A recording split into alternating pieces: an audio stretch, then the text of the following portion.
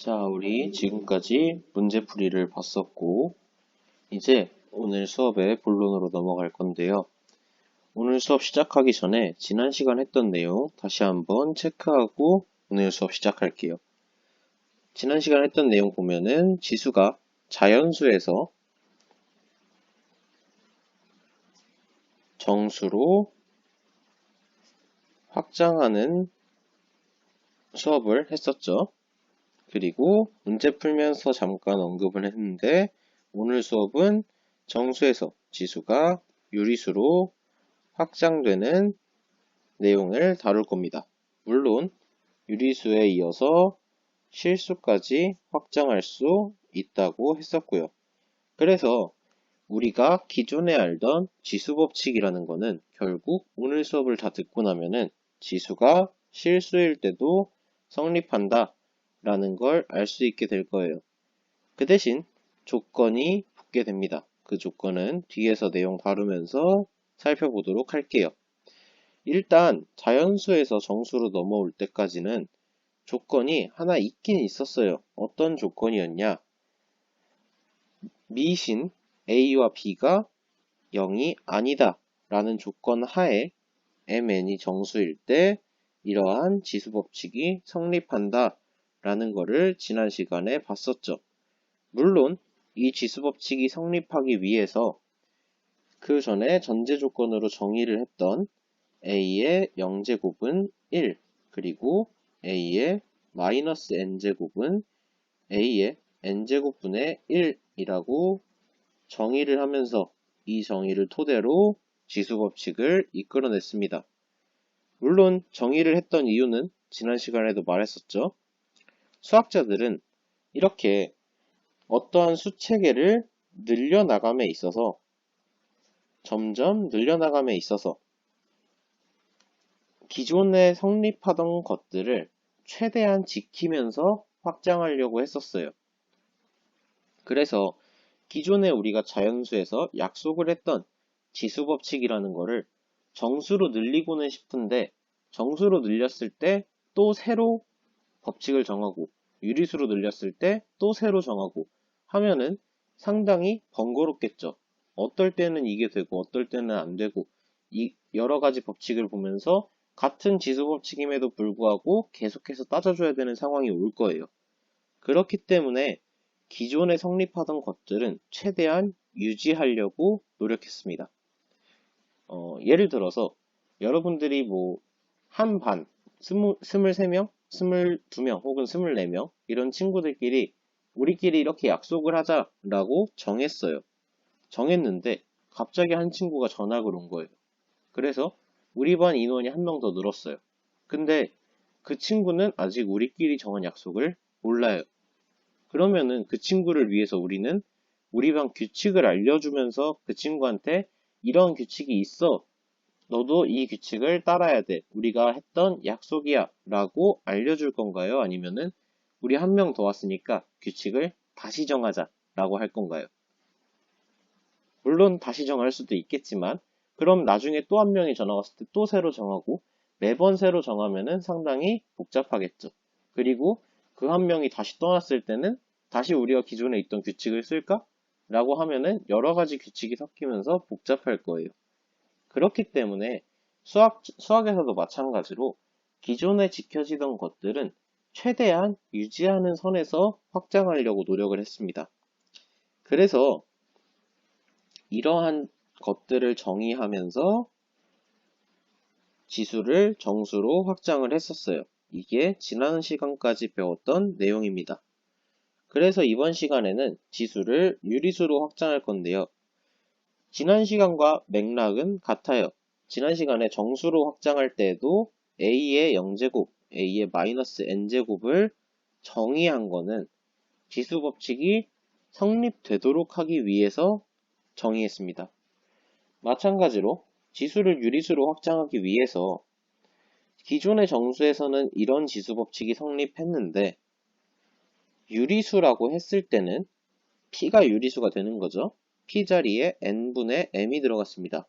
이러한 방식으로 유리수라고 했을 때는 a의 n분의 m제곱 전체의 n제곱이 결국 a의 m제곱이 되었어요.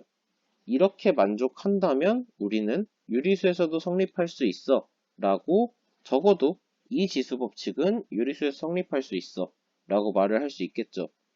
근데 이 식을 다시 한번 살펴보면 어떤 것의 n제곱이 a의 m제곱이 되었어요. 우리가 지지난 시간에 배웠었는데 이러한 어떤 것을 보고 우리는 a m제곱의 n제곱근이다 라고 말을 할 수 있겠죠. 그래서 결국 a m제곱의 n제곱근이 a의 n분의 m제곱이 되었어요. 이렇게 정의를 하게 되면은 뒤에 지수 법칙이 성립한다는 것을 좀 더 쉽게 보일 수 있기 때문에 이렇게 정의를 하게 됩니다. 그래서 결국 a의 n분의 m제곱은 n제곱근 a의 m제곱으로 정의를 하게 돼요. 이러면은 이제 지수를 유리수로 확장하기, 지수 법칙을 유리수로 확장하기 위한 준비가 끝난 겁니다. 물론 밑에서 보다시피 이 m1일 때 a의 n분의 1제곱은 n제곱근 a가 된다는 건 알 수 있을 거고요. 그리고 여기서 정수대와 다른 점이 있어요. 잠깐 위로 올라가서 보면은 정수대 미세 조건은 a, b가 0이 아니면 됐어요. 즉 지수 법칙에서 밑이 0만 아니면 양수든 음수든 상관이 없었는데 유리수로 넘어오면서 바뀐 게 하나 있어요. a가 양수일 때요. 바뀐 조건은 상당히 중요합니다. 왜 양수일 때로 한정 지었나 라고 봤더니 음수라고 생각을 하면은 음수라고 하면은 상당히 많겠죠. 뭐 마이너스 2분의 1도 있고 마이너스 3분의 2도 있고 마이너스 0.48도 음수고 마이너스 1도 음수고, 간단하게 생각하기 위해서 마이너스 1이라는 수를 예로 들면요. 마이너스 1의 세제곱은 당연히 마이너스 1이 됩니다. 근데 이는 마이너스 1의 세제곱인 동시에 마이너스 1의 2분의 6제곱이라고도 할 수 있어요. 옆에 써 있으니까 옆에 있는 걸로 할게요. 마이너스 1의 2분의 6제곱이라고도 할 수 있어요. 근데 분명히 마이너스 1이 돼야 하는데 이 정의에 근거해서 보려고 하니까 마이너스 1의 2분의 6제곱은 2제곱근 2는 생략해도 되겠죠? 루트 마이너스 1의 6제곱이 돼야 돼요. 그러면은 얘는 루트 1이 되고 1이 돼버립니다. 근데 마이너스 1의 2분의 6제곱은 마이너스 1의 세제곱이어서 마이너스 1이 돼서 이렇게 되면 어떤 현상이 발생하냐? 마이너스 1이랑 1이랑 같아져요. 그러면은 우리는 모순이라고 말을 할 수 있기 때문에 지수를 유리수로 확장하기 위해서 무언가 하나를 정의했는데 우리가 기존에 알고 있던 수체계가 와르르 무너져요. 마이너스 1이랑 1은 분명히 하나는 자연수고 하나는 음의 정수인데 얘네가 같다고? 우리가 알고 있던 수체계가 다 잘못돼 버리네? 우리가 알고 있던 수라는 게 전부 틀려버리네. 이러면 안 되겠다 라고 해서 음수는 제외하고 양수일 때만 유리수에서 지수 법칙을 논하게 됩니다. 그래서 새로운 조건이 붙은 건 항상 신경 쓰면서 봐줘야 해요. 여기까지 됐나요? 그러면은 이 밑에 있는 문제들은 사실 여러분들이랑 이제 같이 수업을 하게 된다면, 얼굴을 맞대고 수업을 하면 여러분들이 어떤 부분을 알고 모르는지를 정확히 볼 수 있어서 같이 풀어보면 좋은데, 일단은 지금 부득이하게 온라인 상황이니까 선생님이 뒤에 내주는 이번 차시의 과제에 확인할 수 있는 문제들을 담아 놓도록 하겠습니다. 그리고 넘어가서 이제 지수가 유리수일 때, 지수가 정수로 확장할 때도 마찬가지였어요. 정수로 확장하기 위해서 a 0제곱, a의 마이너스 n제곱을 정의한 후에 그렇게 정의를 했다면 이제 우리가 원하는 지수법칙이 성립하는지 봐야겠죠. 마찬가지로 지수법칙을 유리수로 확장하기 위해 A의 n분의 m제곱을 정의를 했기 때문에 이제 그 정의를 토대로 지수가 유리수일 때 지수법칙이 성립하는지 볼 겁니다. 방금 말했듯이 A가 즉 밑이 양수이고 그리고 지수에 들어갈 RS가 유리수일 때 볼 거예요. R과 S가 유리수라 했고요. 우리가 알고 있는 유리수는 두 정수의 비율로 즉 분수로 나타낼 수 있는 수라고 하기도 하고 물론 교과서마다 다릅니다. 자연수분의 자연수에서 양의 부호와 음의 부호를 붙인 수라고 하기도 하고요. 혹은 거기에 0을 포함하기도 하고요. 혹은 자연수분의 정수라고 하기도 하고요. 책마다 어떤 책은 정수분의 정수, 물론 분모는 0이 아니고요. 그렇게 유리수를 다양하게 정의하지만 결국 다 같은 말로 유리수는 분수로 표현된다 라고 생각을 할 수 있겠죠. 그래서 분수로 표현하고 물론 mn, pq는 정수다 라는 조건은 들어가게 됩니다. 그리고 n과 q는 분모에 있기 때문에 1이 된다면 정수와 마찬가지로 당연히 성립한다고 할 수 있기 때문에 자명한 사실은 제외하고 n과 q가 2 이상일 때, 즉 r과 s가 분수꼴일 때, 분수꼴도 우리가 아는 정수로, 기하분수를 만들었을 때 정수로 되지 않는 분수꼴일 때 일단 한정지어서 생각하겠다고요. 물론 약분이 돼서 정수가 될 수도 있겠지만 그런 경우까지 포함해서 모든 분수의 경우를 다 나타내주고 싶어서요.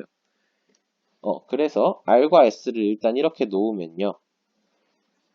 여기서 이제 지수법칙이 성립하는지 보일 건데 주의할 점은 이 지수법칙이 성립하는 걸 보이는 과정에서 우리가 사용할 수 있는 지수법칙의 한계는 정수일 때 사용할 수 있는 게 우리의 최대입니다. 지금까지 밝힌 거는 지수법칙은 정수일 때 성립한다 였으니까요. 물론 밑을 지금 양수로 설정했기 때문에 여기서 밑을 고려해 주진 않아도 되겠죠. 정수일 때는 밑이 0만 아니면 됐으니까요. 그래서 살펴보면은 A의 R제곱 곱하기 A의 S제곱, R과 S를 n분의 n, q분의 p로 놨으니까 그대로 대입해 줄 수 있고요. 그 상태로 앞에는 분자 분모에 q를 곱해주고 뒤에는 p를 곱해줄 건데, 뒤에는 n을 곱해줄 건데 왜 굳이 이렇게 곱해야 되냐? 라고 물어보는 친구가 분명히 있을 수 있어요. 혹은 그냥 증명은 머리 좋은 사람들이나 하는 거 아니에요? 라고 물어볼 수 있어요. 충분히 그럴 수 있고요. 선생님도 그렇게 생각한 적이 많습니다.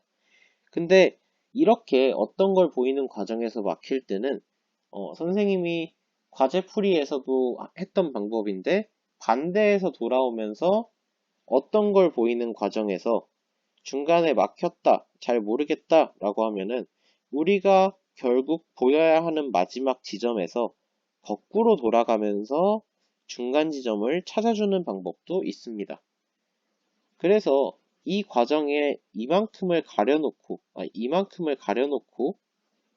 본다면 우리는 어떻게 생각을 해야 돼요? 라고 말을 할 수 있는데 그 방법은 다양하겠죠. 친구들에 따라서 어떤 친구는 그냥 저렇게 생각을 하니까 바로 보이던데요 하는 친구가 종종 있을 수도 있고 선생님은 그렇지 못했었어요. 그래서 선생님은 이 방법을 주로 사용했습니다. 거꾸로 되짚어가는 방법이라고 하기도 하고요. 조금 있어 보이는 말로 분석법이라고 하기도 합니다. 그래서 A의 R 플러스 S가 되도록 보이고 싶어요. 그러면은 결국 A의 R 플러스 S제곱은 A의 N분의 M 플러스 Q분의 P 제곱인데 근데 여기는 지금 분수와 분수의 덧셈이기 때문에 이걸 거꾸로 생각해 보면은 얘네를 더하기 위해선 통분을 해야 될 거고요. 통분을 해서 계산을 하게 되면은 이렇게 나타나게 됩니다. 맞나요? 그러면은 위에서 보았던 정의에 의해서 우리는 nq 제곱근 a의 mq 플러스 mp제곱이 될 거고요. 그러면은 이 안에서 mq랑 mp는 둘 다 정수이기 때문에 우리가 기존에 알고 있던 지수법칙을 충분히 사용해 줄 수 있을 거예요. a의 mq제곱 곱하기 a의 np제곱으로요. 그러면은 마찬가지로 nq제곱근 a의 mq제곱 곱하기 nq제곱근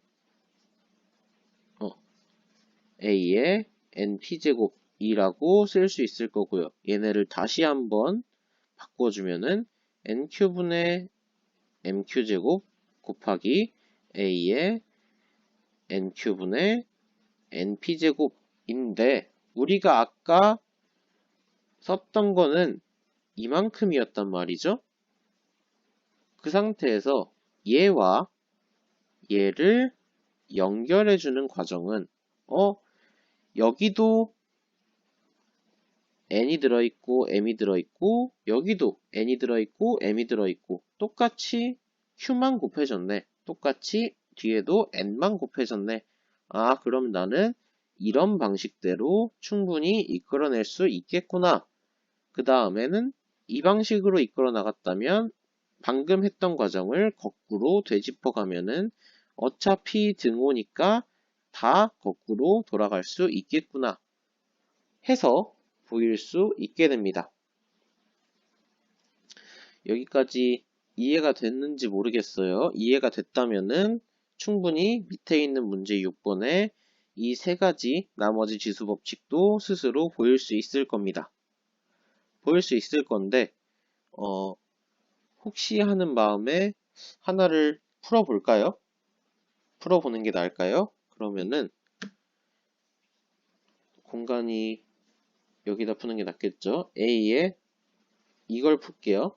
A의 R제곱 전체의 S제곱은 A의 RS제곱이 되기를 원해요. 이걸 보이고 싶어요.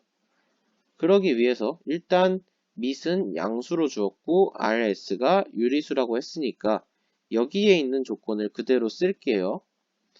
여기에 있는 조건을 그대로 쓰는 걸로 하고 A의 R제곱 전체의 S제곱은 그러면은 A의 N분의 M제곱 전체의 Q분의 P제곱이 될 겁니다. 그러면은 얘는 다시 쓰게 되면요. Q제곱근 A의 N분의 M제곱 전체의 P제곱이 될 거예요. 맞나요? 그러면 여기서는 다시 한번 Q제곱근 안에는 N제곱근 A의 M제곱 전체의 P제곱이 될 겁니다. 그러면은 이제 다 왔어요. Q제곱근 N제곱근 A의 MP제곱이라고 쓸 수 있을 거고요. 얘는 NQ제곱근 A의 MP제곱이라고 쓸 수 있을 겁니다. 그러면은 다시 돌렸으면은 A의 NQ분의 MP제곱이 될 건데 우리가 보이고 싶었던 거는 A의 RS제곱이란 말이죠. 근데 R 곱하기 S를 했더니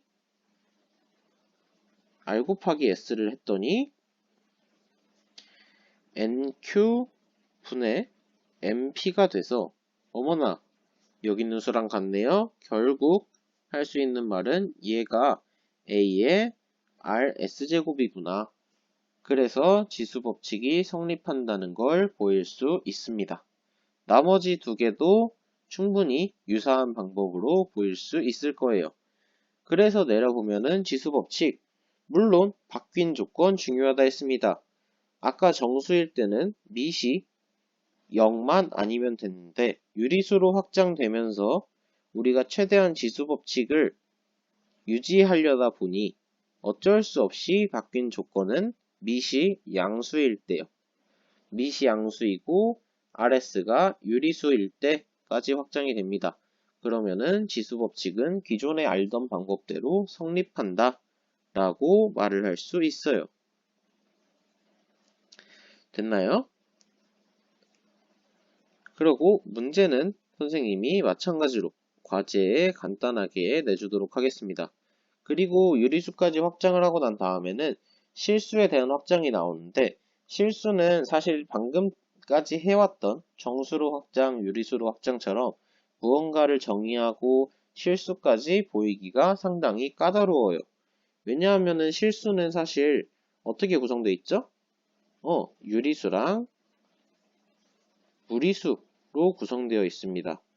특히 소수로 생각하면은 유리수 같은 경우는 유한소수나 순환하는 순환소수로 볼 수 있고, 무리수 같은 경우는 순환하지 않는 무한소수라고 볼 수 있었어요. 근데 순환하지 않는 무한소수를 지수에 놨는데 우리가 그 지수가 어떻게 값이 변할 줄 알고 위에처럼 보일 수 있을까요? 그래서 이 부분은 상당히 까다로워요. 사실 이 부분을 보이기 위해서는 나중에 다음 학기에 배우게 될 극한이라는 개념도 필요할 거고요. 물론 상당히 까다로운 과정들이 이루어질 겁니다. 그리고 무리수에는 우리가 알고 있는 수 이외에도 정말 많은 수가 있어요. 사실 유리수는 그 숫자의 개수가 무한하잖아요. 자연수도 무한하죠. 정수도 무한하고, 마찬가지로 유리수도 무한하고 무리수도 무한히 많습니다. 그래서 우리는 이렇게 무한히 많은 수의 개수를 농도로 표현을 해요, 사실. 그래서 농도 자체는 이거는 선생님이 나중에 수학에 대한 역사를 설명할 수 있는 역사와 여러분들이 배우는 수학을 연관지어 설명할 수 있는 동아리를 만들게 된다면 그때 설명을 해줘도 괜찮을 것 같긴 한데, 어쨌든 anyway 농도로 설명을 하는데 사실 유리수의 농도는 무리수의 농도보다 옅어요. 무리수가 훨씬 농도가 조밀합니다. 훨씬 개수가 많아요. 유리수는 실제로 세는 방법이 있는데 무리수는 세는 방법조차 없어요. 그래서 우리가 이런 지수 위에 어떤 무리수가 들어갈지 모르는데 무리수로 그냥 위에처럼 간단하게 확장하는 걸 보이기가 어려워요. 그래서 실수로 확장하는 거는 실수로 확장하는 게 되는구나 라고 지금은 받아들이면 가장 좋을 것 같아요. 이렇게 설명은 나와 있는데 이 설명은 다분히 직관적입니다. 근데 다분히 직관적으로 받아들여도 충분합니다.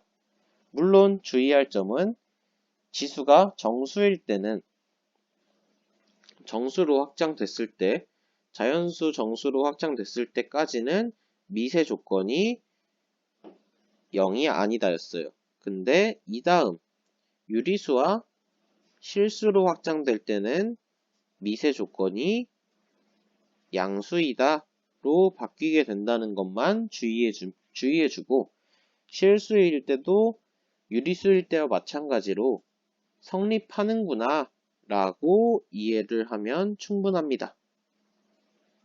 그래서 선생님이 이번 과제에 간단하게 풀 수 있는 교과서에 지금 여러분들이 봤던 위에 잠깐 올리면은 예제라든가 문제라든가 이런 문제들도 놓을 거고요. 그리고 여러분들이 구글 폼에서 종종 그런 의견도 있었어요. 수학이 너무 어려워요. 이런 의견도 물론 있었지만 간단한 문제를 푸는 건 좋은데 조금 심화된 문제도 같이 섞어주면 좋겠다 라는 의견도 있었어요. 너무 선생님이 보고 싶은 것만 봤나요? 그럴 수도 있는데 그런 의견을 충분히 반영해서, 그리고 여러분들이 이제 시험 준비도 하니까 모의고사나 수능 준비도 함께 하니까 조금 수능 기출과 관련된 문제들, 그리고 조금은 생각할 수 있는 문제들도 같이 섞어놨습니다. 섞어서 올릴 거고요.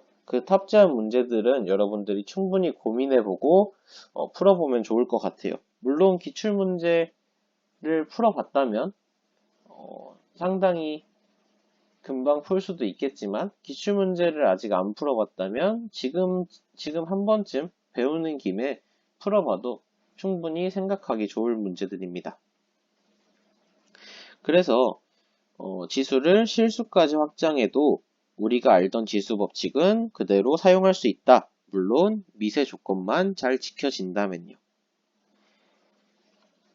그러면 오늘 수업은 여기까지 하는 걸로 하고 여러분들 이 뒤에 아래에 있는 과제 강의 눌러서 거기에 첨부 파일 다운받아 가지고 보고 여러분들 노트에 풀이 과정과 함께 풀어보고 그 다음에 과제에 대한 풀이는 따로 올릴 겁니다. 과제에 대한 풀이 따로 올리면은 그 풀이는 참고하고 내가 풀어본 게 맞는지 확인한 다음에 다음 주에 학교에서 만나면 되겠습니다. 자, 오늘 수업은 여기까지 하겠습니다.